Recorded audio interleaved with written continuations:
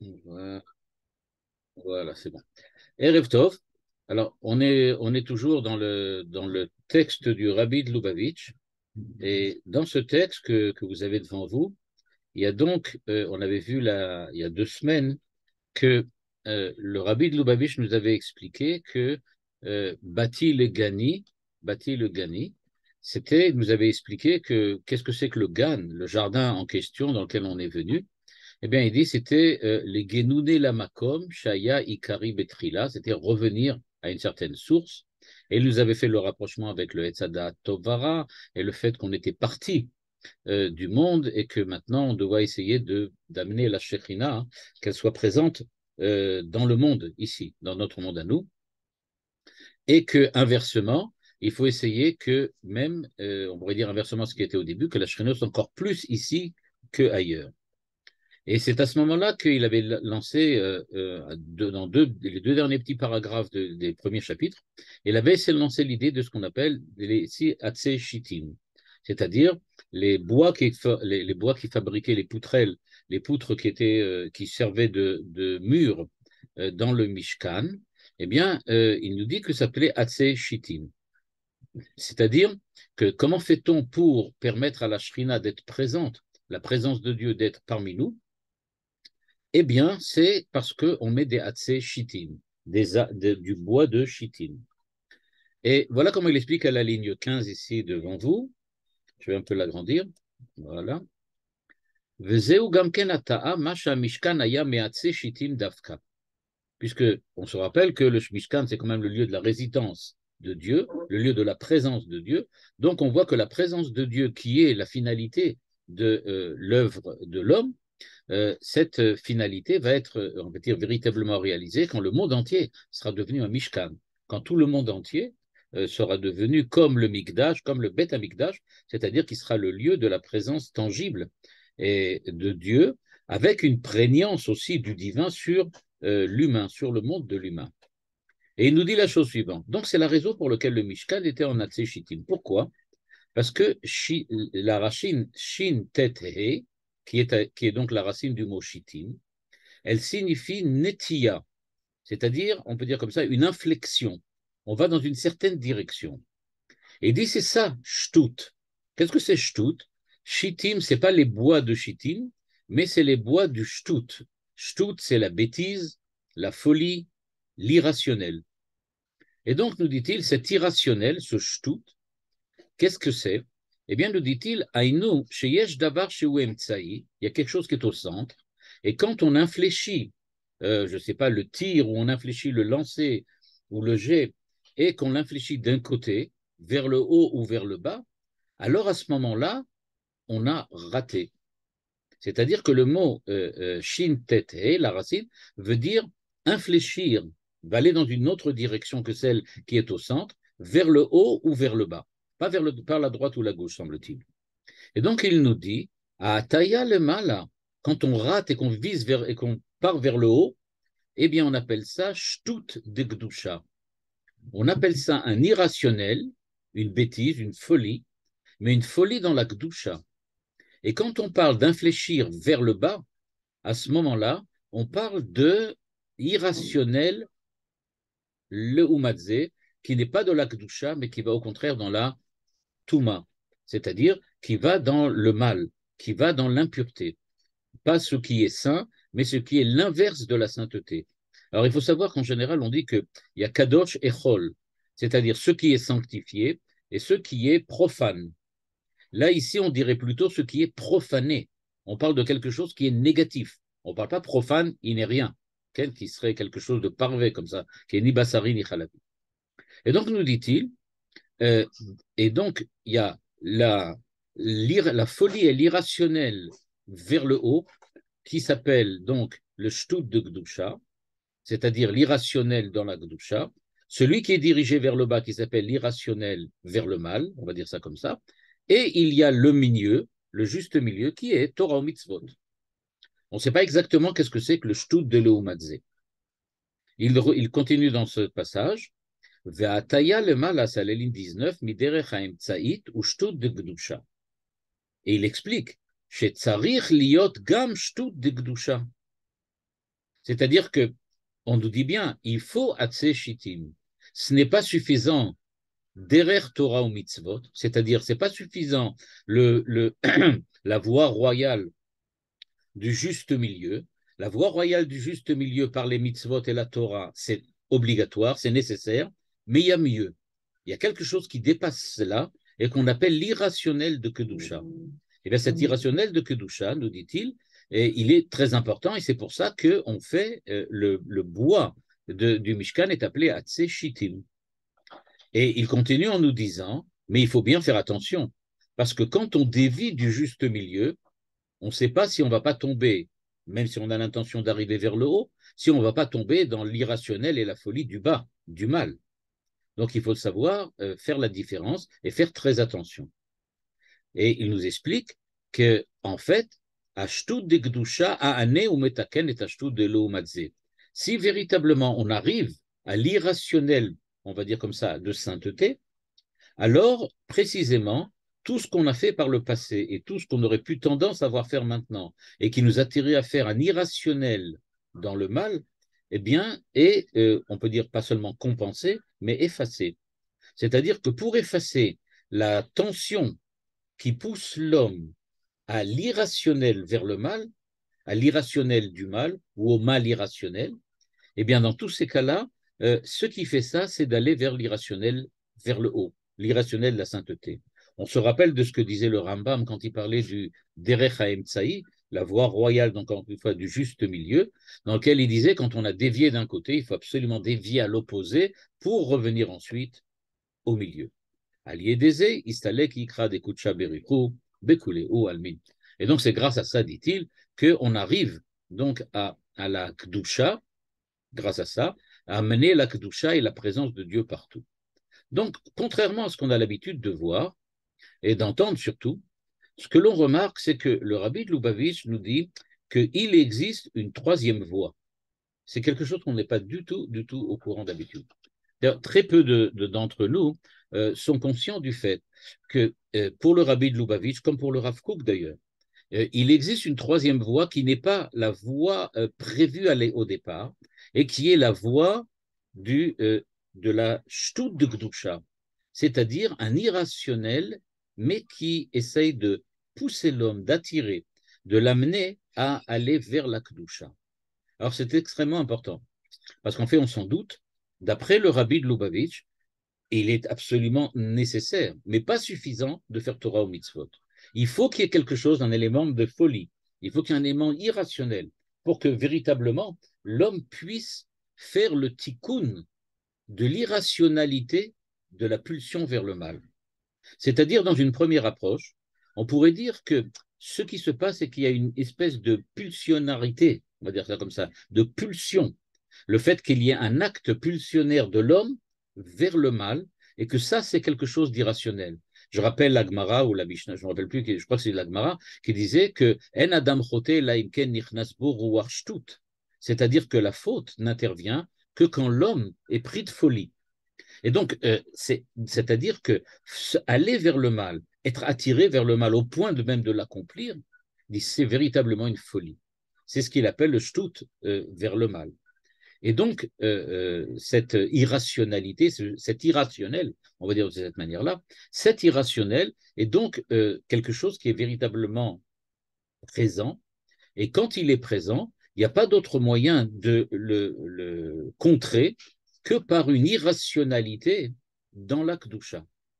Irrationalité, c'est-à-dire passer au-delà de la, on va dire comme ça, du chemin ragil qu'on avait d'habitude, à savoir le chemin de la Torah et des mitzvot. Alors maintenant, il va expliquer par la suite, dans le prochain chapitre, chapitre 2 et 3, il va continuer à nous expliquer qu'est-ce que ça veut dire le Shtut d'Ikdusha, en apportant des textes et en les interprétant et en nous donnant comme ça des éléments de réflexion sur ce que c'est que cet irrationnel. Mais avant de commencer ça, je pense qu'il est extrêmement important, en tout cas dans un premier temps, d'essayer de voir ça un petit peu comme disait le Rav Breuer, Mordechai Breuer, qui disait que quand on lit quelque chose qui est écrit dans le Maharal, dans le Ramchal, que l'on lit quelque chose qui est écrit dans n'importe quel des ouvrages de la Marchevet Israël ou de la philosophie juive, on a toujours un problème, c'est d'être pris au piège des mots. J'avais d'ailleurs entendu une fois une réflexion de Manitou sur ce thème, disant qu'il faut faire très attention de ne pas être pris dans le piège du langage. Qu'est-ce que ça veut dire? Ça veut dire que très souvent, on comprend le langage des choses, mais on ne voit pas très bien à quoi ça correspond dans la réalité. Mais puisque c'est bien dit, puisque la formulation du point de vue du texte nous semble convaincante, alors on se laisse convaincre par simplement le texte lui-même. Mais ce n'est pas parce qu'on a véritablement compris ou on a véritablement saisi l'idée qui est derrière ce texte ou le concept qui est exprimé par cette formulation. Et donc ici, ce qui me semble aussi, c'est que le rabbi de Lubavitch nous parle donc de shtout de Gdusha, shtout de Touma, je ne sais pas si on peut appeler ça de Touma, il appelle ça shtout de Leumatze, c'est-à-dire l'irrationnel d'autrement. Mais donc, à quoi ça correspond véritablement? C'est-à-dire, si je voulais le décrire ou si je voulais essayer de lui donner une certaine forme, de quoi parle-t-on en fait? C'est-à-dire, comme je disais encore une fois, comme le disait très souvent le Rav Bruyère, comment c'est écrit dans le journal du matin? À quoi ça correspond véritablement dans la réalité? Alors, il me semble que si on essaye je vais juste évidemment me focaliser seulement sur la philosophie, si j'essaye de comprendre ce que c'est que l'irrationnel du point de vue philosophique, on peut trouver véritablement un certain nombre de penseurs très importants qui sont des penseurs qui ont développé cette idée d'irrationnel et qui ont essayé de montrer quelle est l'importance de l'irrationnel. C'est-à-dire que ce n'est pas une invention du rabbi de Lubavitch, le fait qu'il y ait un irrationnel vers le haut, un irrationnel vers le bas, et c'est quelque chose qui existe, même chez les goïms. Et donc, justement, si on regarde donc dans la philosophie générale, globalement, je ne vais pas rentrer trop dans les détails, mais on peut remarquer par exemple qu'un des grands penseurs de l'irrationnel, c'était par exemple Friedrich Nietzsche. Nietzsche insiste sur l'irrationnel. À la suite de Nietzsche, en France, par exemple, dans les années 70-80, on a vu Gilles Deleuze revenir aussi sur cette idée-là et sur cette pensée. Et lui aussi a développé une philosophie de l'irrationnel à la suite de Nietzsche. Du point de vue de la philosophie de l'irrationnel de Nietzsche et Deleuze, on va voir tout de suite, quand je vais essayer de la caractériser, mais vraiment très rapidement, qu'on a affaire à ce que le rabbi de Lubavitch nous appelle ici l'irrationnel shel mata, c'est-à-dire l'irrationnel qui est dirigé vers le bas, vers le mal, du leumatze. Et on va voir tout de suite, et ça va pouvoir nous donner comme ça une bonne illustration, qu'est-ce que le rabbi de Lubavitch entend par on peut dire comme ça, cet attrait pour l'irrationnel, mais par le bas, vers le bas. Et après ça, je proposais de regarder, par exemple, très rapidement, encore une fois, la pensée de Kierkegaard, Søren Kierkegaard, un philosophe danois.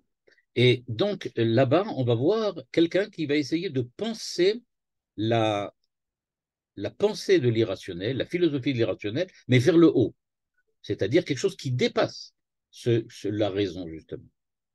Et quand on aura compris ces deux-là, ça va être relativement simple, à ce moment-là, on va pouvoir voir le rabbi de Lubavitch, qui évidemment a une position complètement différente à la fois de Kierkegaard et de Nietzsche ou de Deleuze, mais ça va bien nous donner comme ça les limites, on peut dire comme ça, dans lesquelles évolue la pensée du rabbi de Lubavitch, en ce sens qu'il va nous expliciter d'un point de vue de la Chassidut Chabad, du point de vue de la Torah et des mitzvot, ce que ça représente l'irrationnel, et ça nous permettra en même temps de voir en quoi il diffère, par exemple, de Søren Kierkegaard.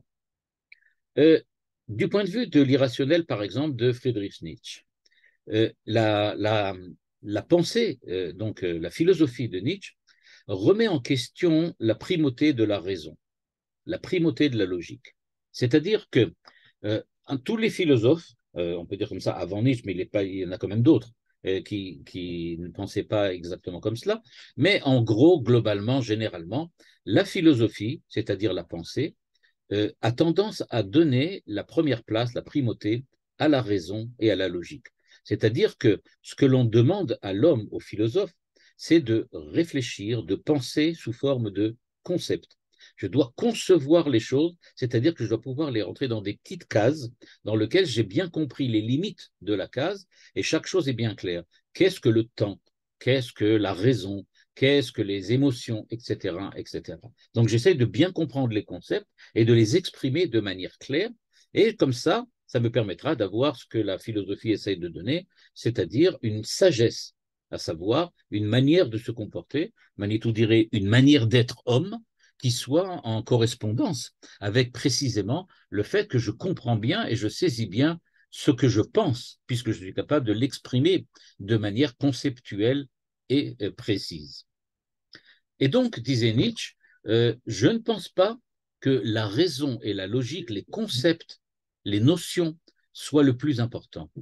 Parce que, dit-il, il y a quand même quelque chose d'extrêmement important en l'homme, ce sont les émotions et les impulsions.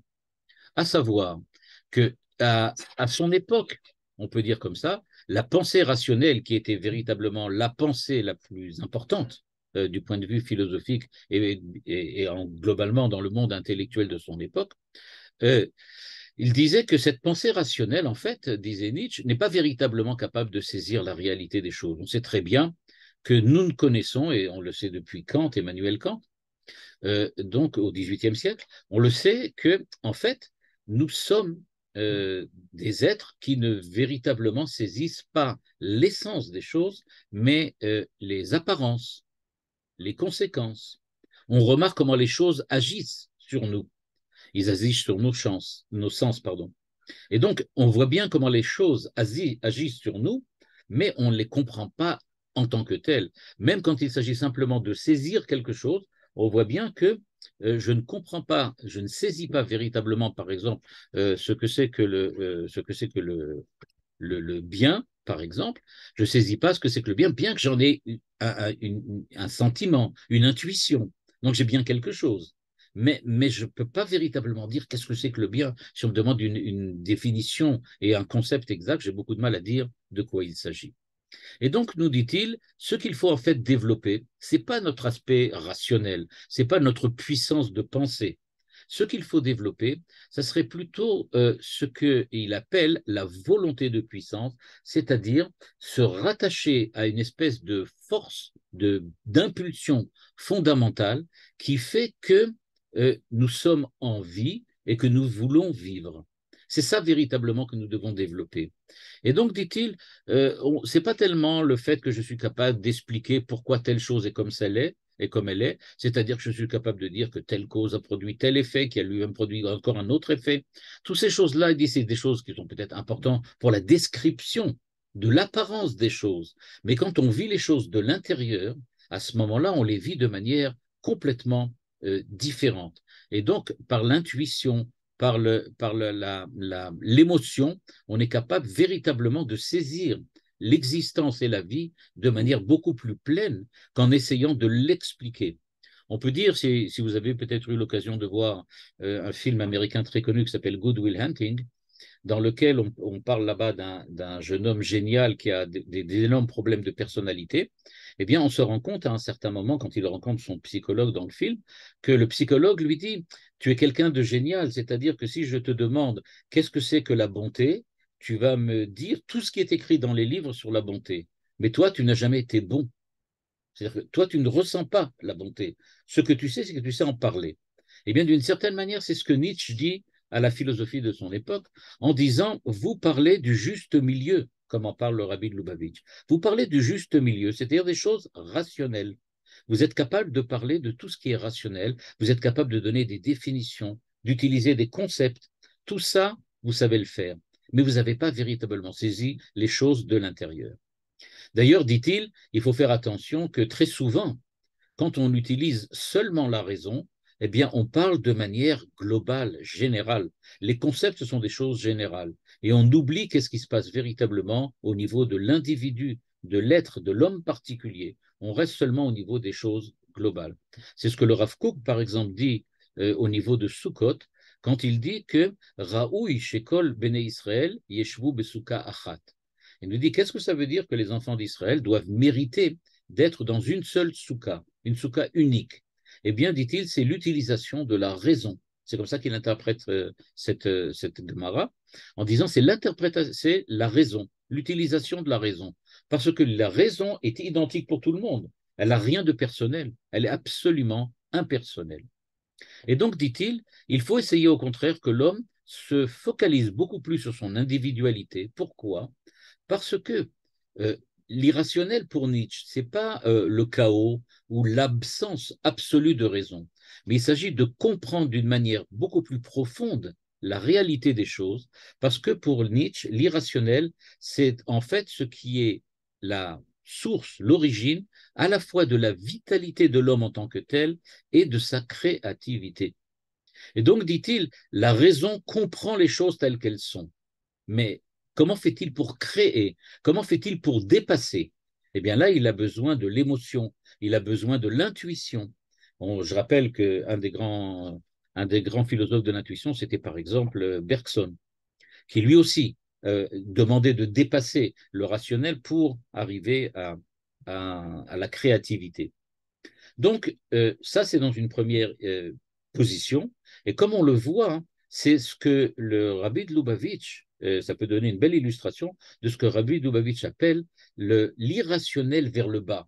C'est-à-dire que Nietzsche nous dit, j'abandonne, en tout cas de manière temporaire, j'abandonne de manière temporaire, temporairement, j'abandonne le rationnel pour me tourner vers l'irrationnel de la vie, de l'intuition, de l'émotion.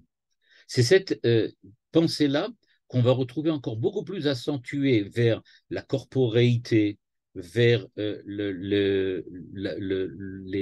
j'aurais pu dire, les émotions encore plus primaires que celles de Nietzsche quand on regarde la pensée, par exemple, de Gilles Deleuze dans les années 70. Pour lui, dans la ligne droite de Nietzsche, il dit en fait que quand on parle d'irrationnel, il faut aller vers l'instinct, la puissance. C'est-à-dire que véritablement, pour lui, il veut dire la vie, ou j'aurais peut-être pu dire dans les termes de Manitou, l'identité de l'homme. C'est-à-dire, qu'est-ce qu'un homme? Bien dit-il, ce n'est pas une essence, c'est une énergie qui traverse tous les êtres vivants. Tous les êtres vivants sont énergétiques. C'est ça la vie. La vie, c'est ça. Donc on voit que c'est encore plus bas que Nietzsche. Nietzsche parlait de comprendre l'instinct de puissance pour en arriver à la créativité. Or, nous dit-il, il faut, par contre, chez Deleuze, on dépasse encore ça vers le bas pour dire non. Il y a une force vitale qui nous permet de mettre en place des moyens afin de réaliser des virtualités qu'on n'est pas capable de saisir avec la raison et avec les concepts et les notions. Donc, pour lui, l'instinct, on peut dire c'est ça. Et là, on est vraiment dans la définition du Rabbi de Lubavitch. Le Rabbi de Lubavitch nous parle le umadze, l'opposé de la kedusha, c'est-à-dire l'opposé de ce qui nous amène vers Dieu, c'est ce qui nous amène traditionnellement vers le corps, vers la corporéité. Alors, on avait vu chez Nietzsche que ça avait déjà commencé, puisqu'il parlait des émotions. Là, on ne parle pas des émotions, on parle de l'instinct, ce qui est véritablement la force créative qui permet aux êtres vivants de s'adapter, par exemple, pour les animaux, même pour les hommes.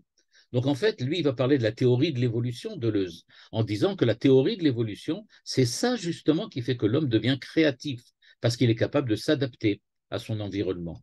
Donc, ce qui est véritablement pour lui, on peut dire, la poussée vers l'irrationnel, c'est dépasser les limites que nous impose la raison, la réflexion, la logique, pour essayer de retrouver les potentialités, j'aurais pu dire corporelles, les matériels de la vie, et donc délaisser, au contraire, l'intellectualisme ou l'intellectuel de la pensée rationnelle pour se focaliser uniquement sur l'instinct, sur la vie en tant que telle, sur la corporéité.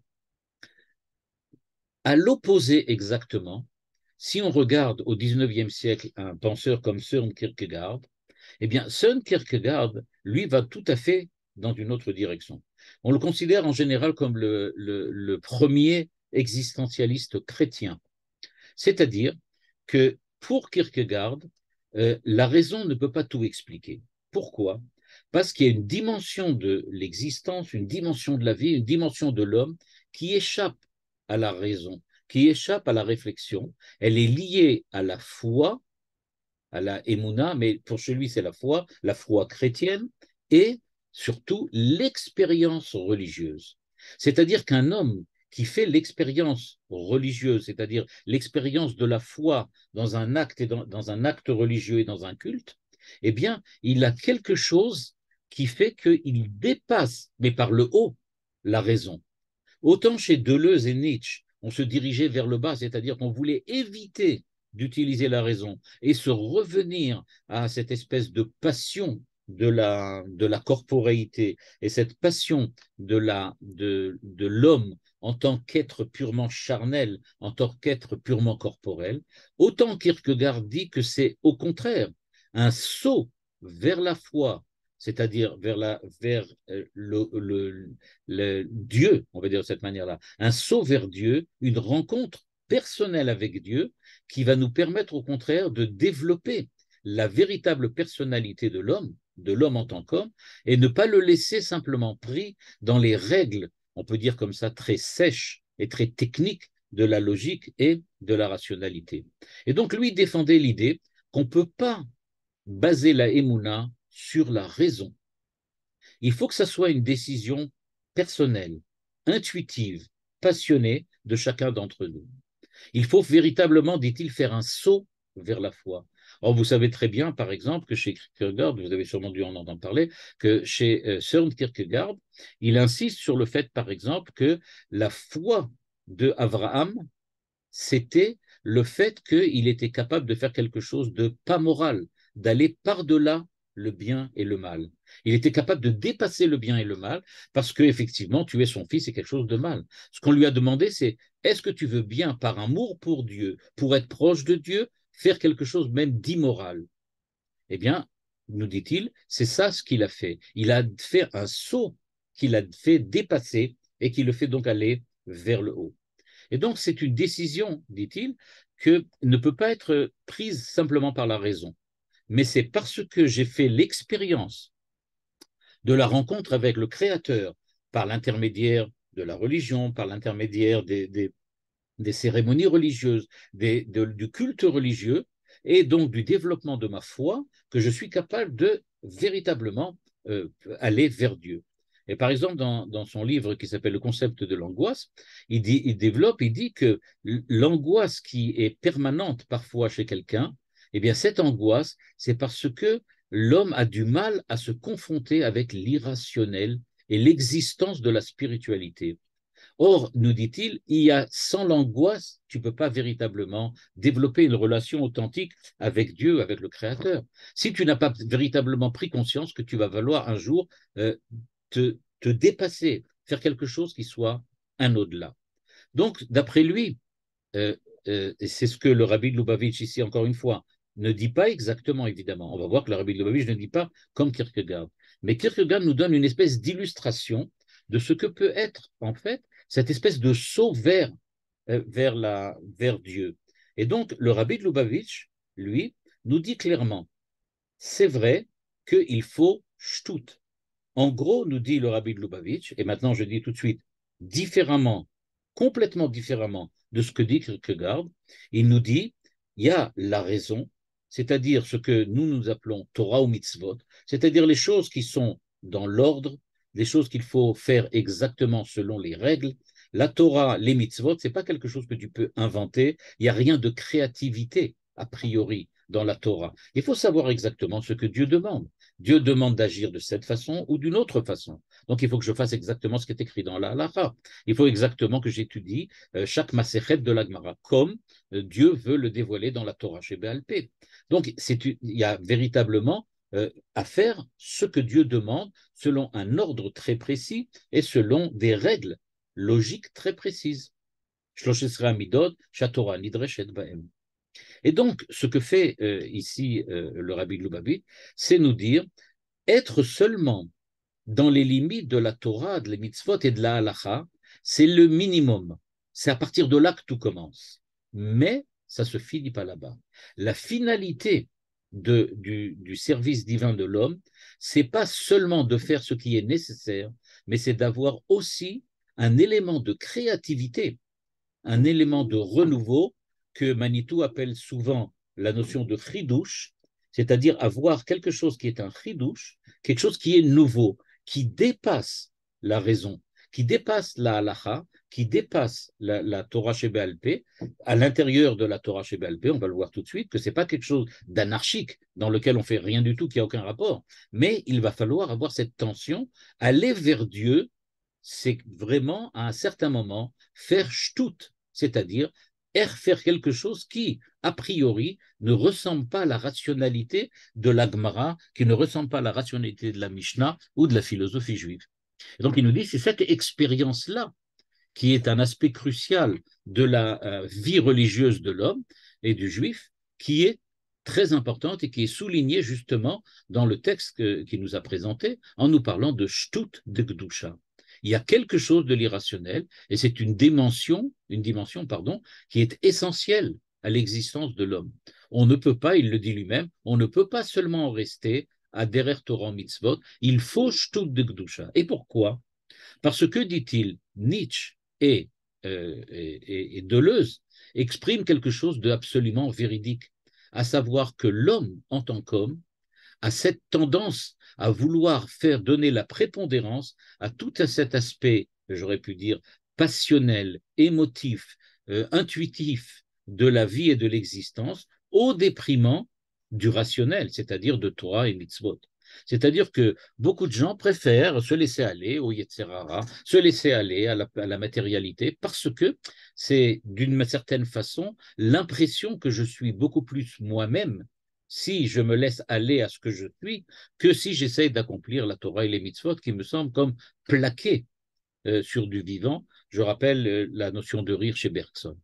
Et donc, ce que fait ici le Rabbi de Lubavitch, et qu'on va voir la semaine prochaine en détail, c'est qu'il va nous expliquer qu'il faut contrecarrer cette tension qui amène l'homme à faire comme Nietzsche et Deleuze, l'expérience de la vie, l'expérience de l'existence, uniquement le centre, de faire cette expérience-là comme le centre unique de la vie de l'homme, de l'existence de l'homme, alors que, on va le voir, il va nous expliquer qu'au contraire, il ne faut pas tomber dans l'irrationnel matériel, mais au contraire, il faut s'élancer avec beaucoup de courage, comme par exemple le dit Kierkegaard, quand il dit qu'on peut tomber dans l'angoisse parce qu'on se rend compte qu'on nous demande, en tant que religieux, de faire quelque chose qui ne nous semble pas évident à prime abord. Eh bien, le dit-il, il faut avoir ce courage-là pour véritablement arriver à développer une relation saine avec le Créateur, qui précisément est la finalité de ce que la Torah demande de l'homme dans la Torah elle-même. La Torah requiert de l'homme de savoir se dépasser, aller au-delà des limites. Ce que je citais toujours, c'est la parole du Rav Steinsaltz, Zichrono Livracha, qui disait que l'homme est ici pour faire ce qui est impossible, donc ce qui est irrationnel, et pas ce qui est possible. Ce qui est possible, n'importe qui peut le faire. Mais ce qu'on nous demande, c'est de nous dépasser, et c'est ça ce que le Rabbi de Lubavitch va nous expliquer la semaine prochaine.